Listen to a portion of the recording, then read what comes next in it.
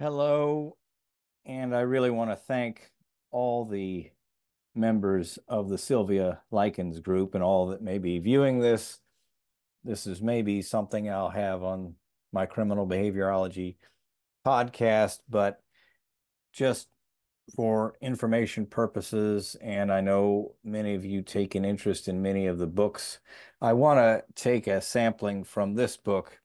It's actually called Hoosier Killers, Indiana Darkest History, and the author's name is Ed Wenck.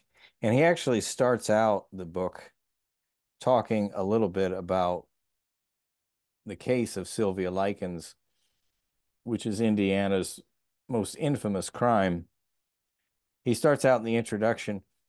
It was a quick news item out of Iowa.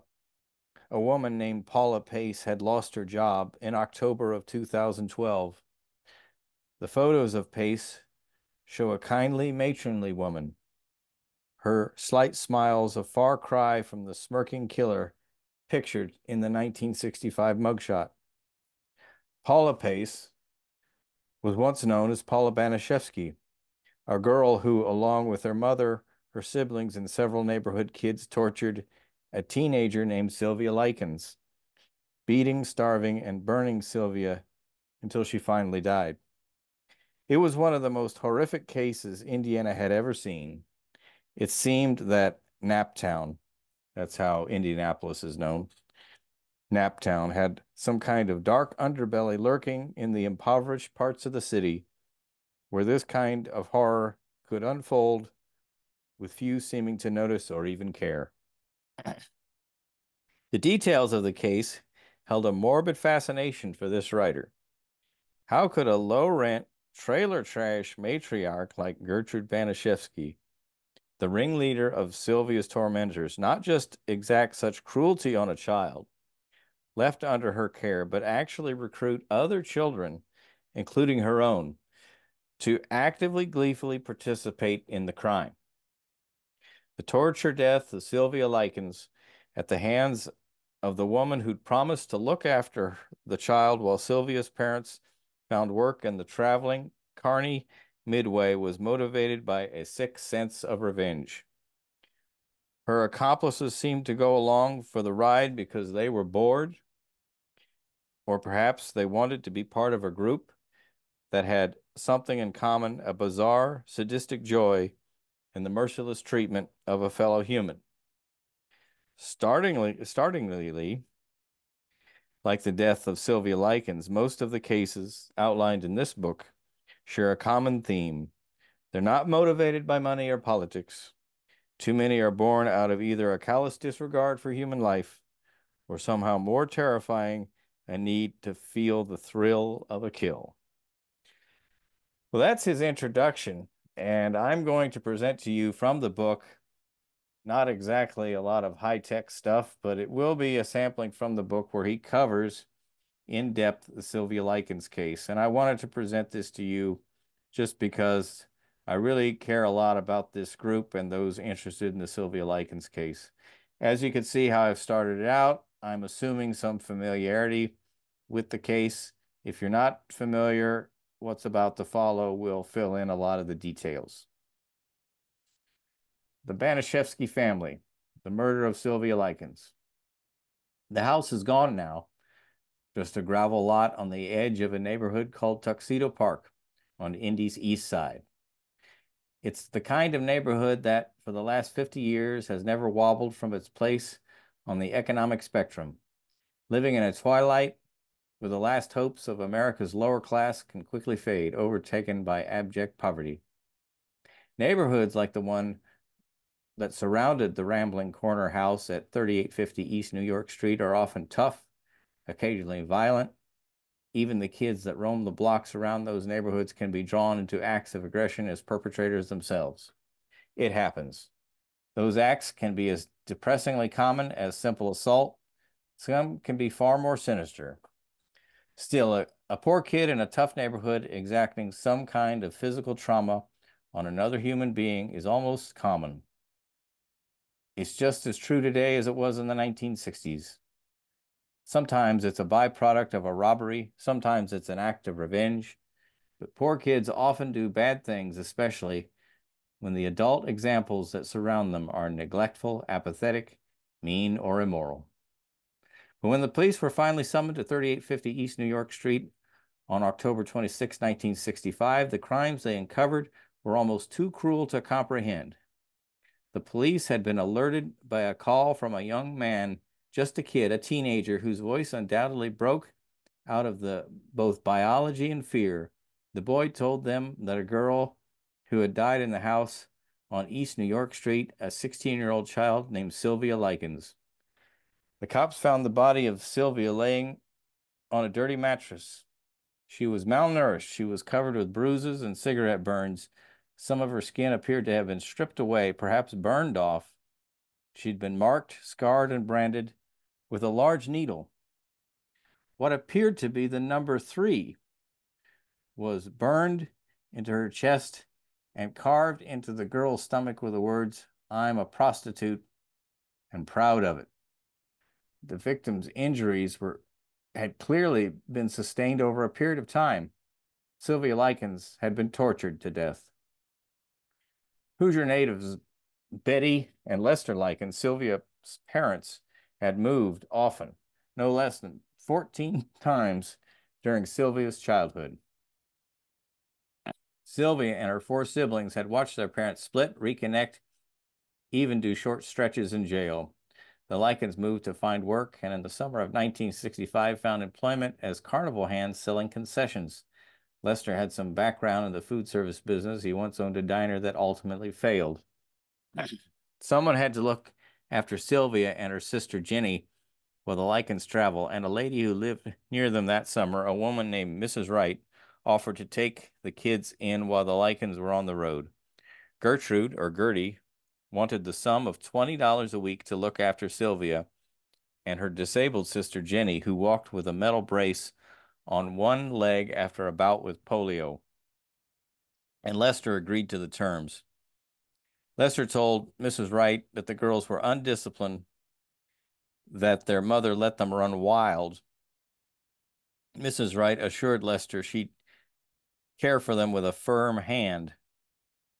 Mrs. Wright was in fact a single mother named Gertrude Banishevsky, who'd taken the last name of her illegitimate son to cover the fact that her youngest had been born out of wedlock. Her toddler, Dennis, brought the number of kids in the Banishevsky home to 7 before the addition of the Lkens girls. Gertrude looked older than her 37 years, her face deeply lined and haggard with stresses of trying to provide for her brood on the paltry sums she pulled in from babysitting and ironing chores. She was a heavy smoker. Her frail frame was often racked by asthmatic coughs and attacks of bronchitis.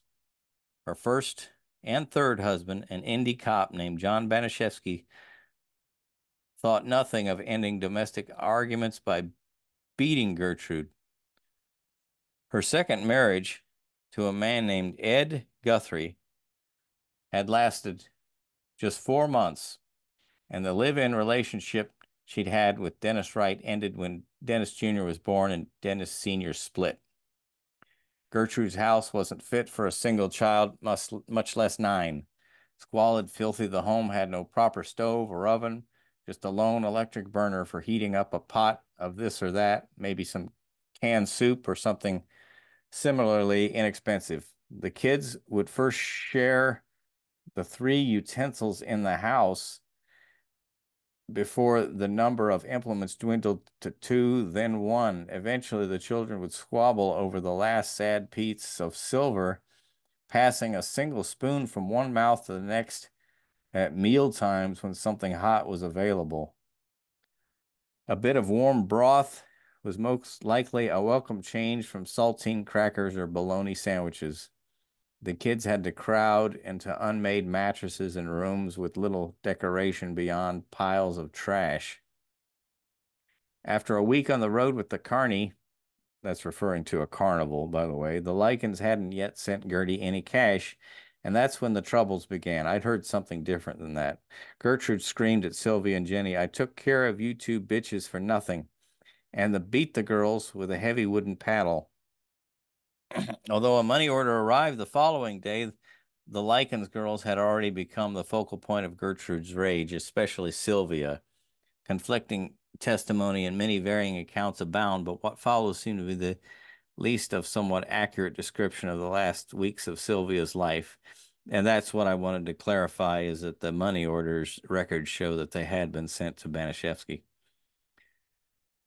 Sylvia, or Cookie, as she'd been nicknamed, was a Beatles fan who grinned but never smiled, embarrassed by a front tooth that had gone missing. She was a bright, sunny, even flirtatious, and immediately drew the ire of Gertrude's oldest daughter, Paula. 17-year-old Paula, mean at that time pregnant by a married man, began to accuse Sylvia of a variety of sins: theft, promiscuity, gluttony at a church supper. Paula wasn't carrying her new weight well and seemed enraged that Sylvia could eat what she chose and seemingly not gain a fraction of a pound. As punishment for stuffing herself in front of the other parishioners, Gertrude force-fed Sylvia a hot dog slathered with every condiment and a scrap of leftover she had in the fridge. When Sylvia threw the mess back up, Gertrude made her consume the vomit.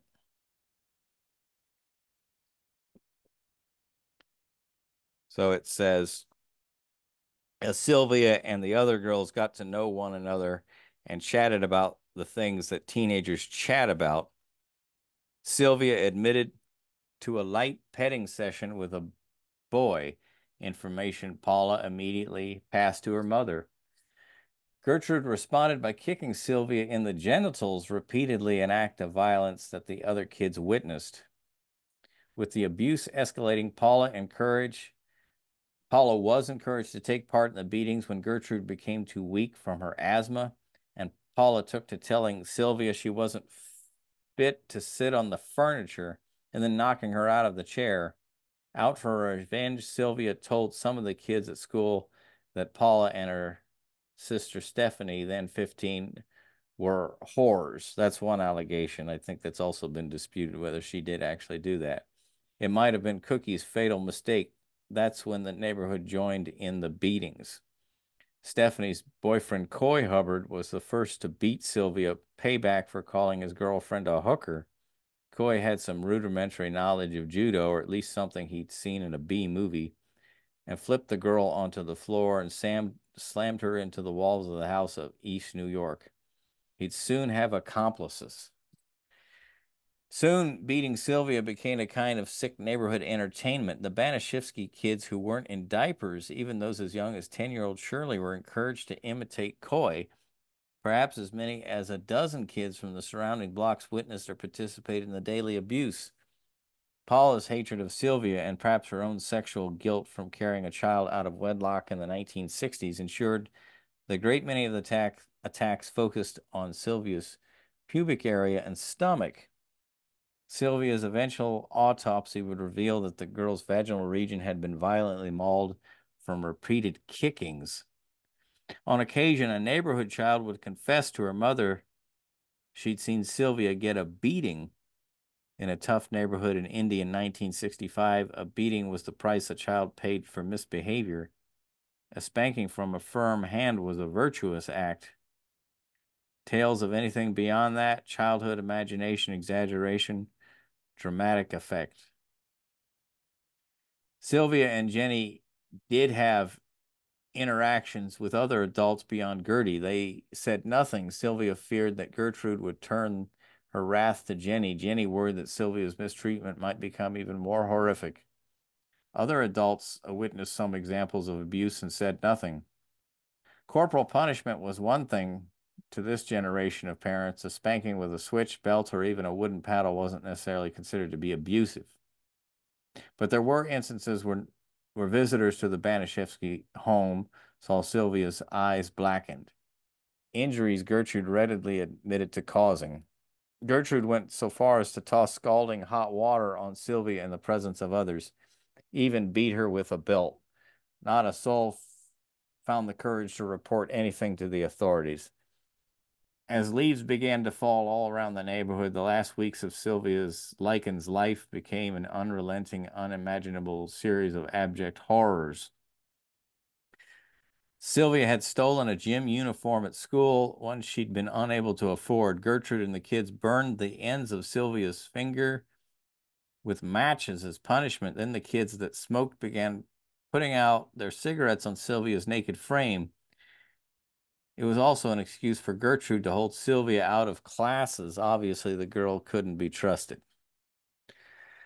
When Sylvia did turn up with some extra money, Gertrude accused her of prostitution. Sylvia explained she'd rounded up old Coke bottles for the deposits, something we did back in the day of get the old glass bottles and get a deposit at the grocery store.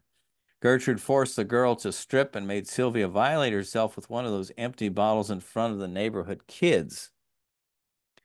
Sylvia wet her mattress at night. Scalding baths followed. Her ankles and wrists were bound. Sylvia would be dunked into Gertie's old claw-footed tub. Gertrude would then rub salt on the girl's body, focusing on the burns from the hot water. The children threw Sylvia down the basement stairs, forced her to crawl back up, and then threw her down again. One of the home's regular visitors, a 14-year-old named Ricky Hobbs, became a kind of assistant to Gertrude, helping in the beatings and burnings. And Gertrude, sensing a way to pad her tiny income, had begun to charge the neighborhood kids to either watch or participate in the abuse. A nickel got a spectator a look at Sylvia taking her clothes off, or even a chance to push her down the stairs. In the midst of this, Jenny managed to get a letter from her older sister, Diana. Diana, who'd married and had a family of her own, came to visit, but Gertrude wouldn't let her in, telling her that Lester Lkens forbade any contact between Diana and Sylvia. Diana called social services. Gertrude told the social worker that visited that Sylvia was a hooker and the girl had run away. Sylvia was unconscious in the basement. The social worker, buying Gertie's story, determined that no further action needed to be taken. The beatings continued. Now Sylvia was confined almost solely to the basement, bound and forced to eat her own filth. The branding came on October 22nd, when Gertrude determined that Sylvia's characterizations of Paula and Stephanie warranted a sick retribution.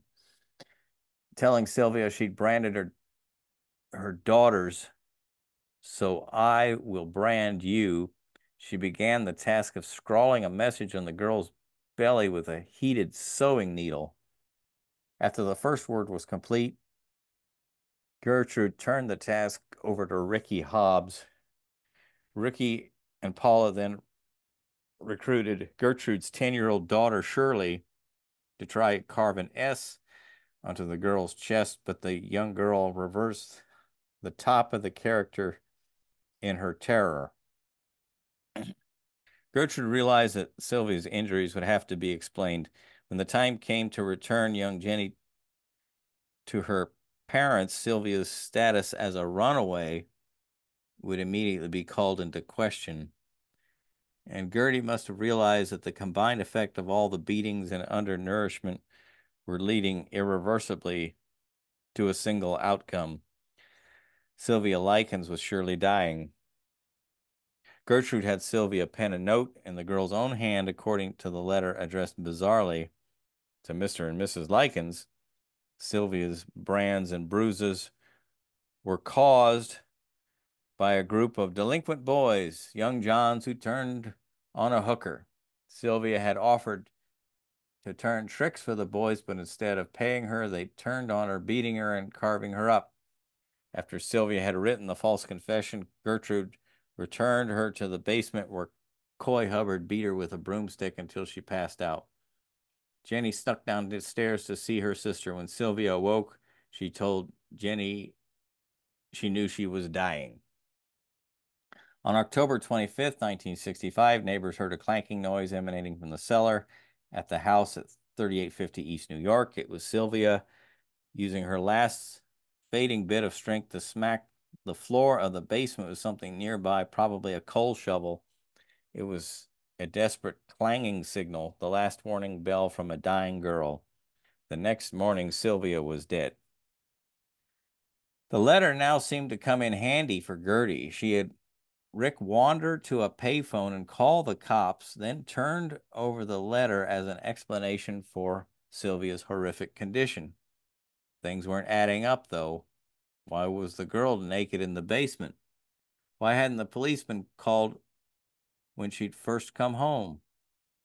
Jenny Lkens had a chance to whisper something to one of the officers. By the end of the day, the Indianapolis police would arrest Gertrude, Paula, Stephanie, and 13-year-old John Banashevsky, along with Coy Hubbard and Ricky Hobbs. The group would be charged with murder.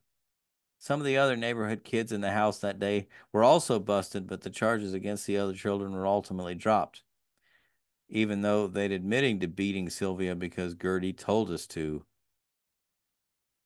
The trial of the Indianapolis torture mother and her accomplices remained one of the most staggering events to occur in a Hoosier courtroom. A total of 4 attorneys split the duties of defending different members of the group. Counter-arguments and varying timelines of the events that led to Sylvia's death made for a confusing morass of lurid details, all of which were deflected by Gertrude. She was too sick to care for any of the kids, and they'd run wild, was her story. Jenny Lkens, hobbled by polio, was a compelling witness for the prosecution. The doctors and the cops who'd seen Sylvia's body confirmed that something horrible had happened to the 16-year-old girl. Her confusion and cigarette burns numbered into the hundreds. Her fingernails had bent backward and broken off from the insistent clawing under torture. The pain she'd endured caused her to bite nearly clean through her lower lip. While on the stand, Gertrude's responses seemed designed to shift blame onto other defendants, even her own children. She accused Sylvia of turning tricks, of being a uniquely disruptive force in her home. Gertie's lawyer called Marie Banashevsky to take the stand. Gertrude's 11-year-old daughter corroborated her mother's testimony at first. When Maria's second day in the witness chair began, prosecutor Leroy New started his cross-examination of the nervous, tearful girl. Slowly, gently, she clung to her story. Mama was sick. Mama couldn't have done it. New began to ask about the tattoo on Sylvia's belly. Marie began to cry. Softly, Lou walked Marie through the event, and suddenly the little girl shouted, "Oh, God, help me." Marie began to recant. She'd been lying the entire time. She'd heated the needle for her mother before Gertie began to carve up Sylvia. She'd seen the burnings and the beatings. She knew Sylvia had been thrown into the cellars on Gertie's orders, if not by Gertie herself. The jury believed Marie. A terrified 11-year-old couldn't possibly make up such horrific tales about her mother, no matter how sadistic or unbelievable they seemed. Gertrude Banashevsky was convicted of first-degree murder and sentenced to life in prison. Her daughter Paula was convicted in the second degree, picking up a life sentence herself.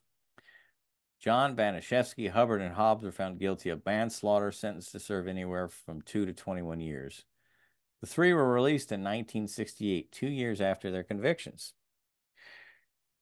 Gertie and Paula were granted a new trial, not trail, in 1971. Gertrude got the first-degree conviction as before, but Paula was able to plead her sentence down. Gertie was paroled in 1985. The Lkens family, including Jenny and victims' rights groups, vehemently protested her release. Gertie moved to Iowa and changed her name to Nadine Van Fossen before succumbing to lung cancer in 1990.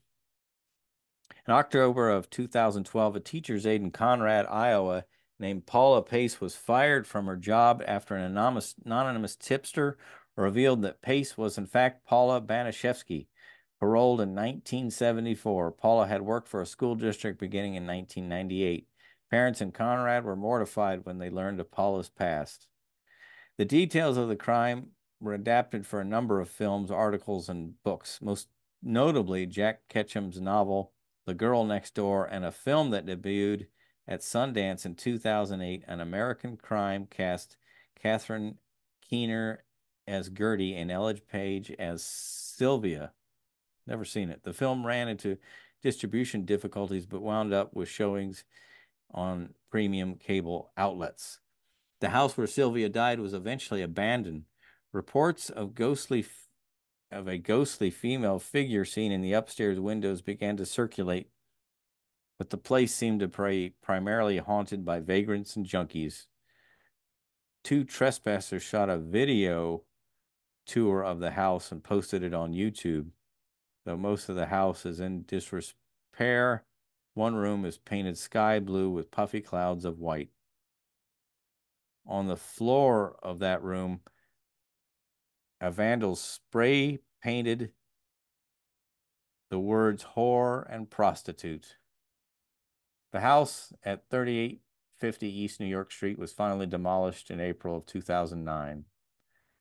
In June of 2001, a memorial marker featuring Lkens' image was unveiled in Willard Park, the green space nearest to the home where Sylvia perished. Her sister Diana was there, and she told the TV news crew from RTV6 that she was happy the marker was there where children would be playing. Well, okay. I hope you appreciated that. Is from the book Hoosier Killers by Ed Wenck. It's not perfect, a couple little errors, and I think some if you find some factual certain facts in dispute, let me know about it. But I want this to be for our Sylvia Lkens group here on Facebook. I may have it on my podcast too. It's another piece. I like to gather these different books and articles about the case and have it for our viewing. And please go ahead and maintain your membership. Tell everybody else about our group. And I appreciate you listening to what I had to say.